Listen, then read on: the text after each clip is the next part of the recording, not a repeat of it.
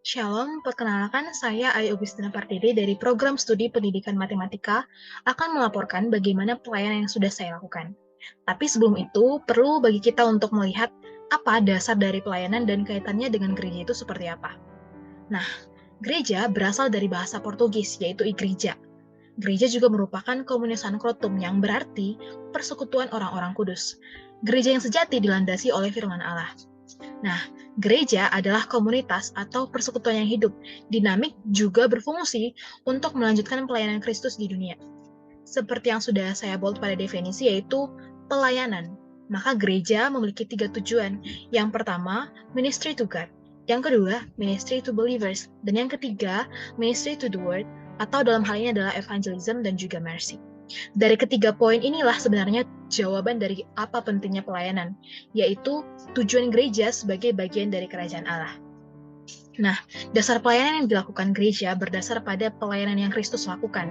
Sebagaimana Kristus datang ke dunia untuk melayani, atau bisa dilihat dari Markus 10 ayat 45, begitu juga dengan gereja yang adalah tubuh Kristus. Dari tujuan yang ketiga inilah jelas terlihat bahwa baik secara pribadi atau komunal, gereja itu harus melakukan pelayanan terhadap dunia. Nah, pelayanan itu adalah mercy, yaitu melakukan atau membantu mereka yang dalam kesusahan dengan sikap yang penuh kasih dan juga tanpa pamrih. Salah satu bukti konkret untuk melayani Tuhan adalah melayani sesama atau serving others. Karena konsep mercy tadi, maka hal inilah yang sekaligus menjadi relevansi antara gereja yang harus melayani dunia dengan pelayanan yang saya lakukan di bimbingan belajar. Seperti yang sudah saya jelaskan di awal bahwa melayani dunia artinya tidak mempersoalkan perbedaan. Maka demikian pula, saya yang melayani di suatu desa dengan masyarakatnya yang majemuk dalam agama maupun suku. Saya melayani di sebuah desa kecil di Kecamatan Teluk Naga, Kabupaten Tangerang, Banten. Melihat kemampuan literasi anak-anaknya yang masih belum ideal, menggerakkan hati saya untuk melayani di sana. Mulai dari mengajar, merobek dan menempel kertas, mengenal angka pada anak usia PAUD sampai TK, hingga mengajar bagaimana cara menyusun kalimat yang baik dan benar pada anak kelas tinggi atau kelas 4 sampai kelas 6 SD.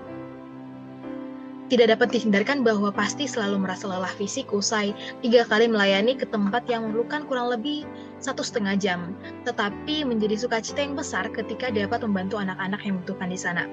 Saya menyadari bahwa saya memiliki kewajiban untuk melayani dan menggunakan talenta yang Tuhan berikan untuk itu.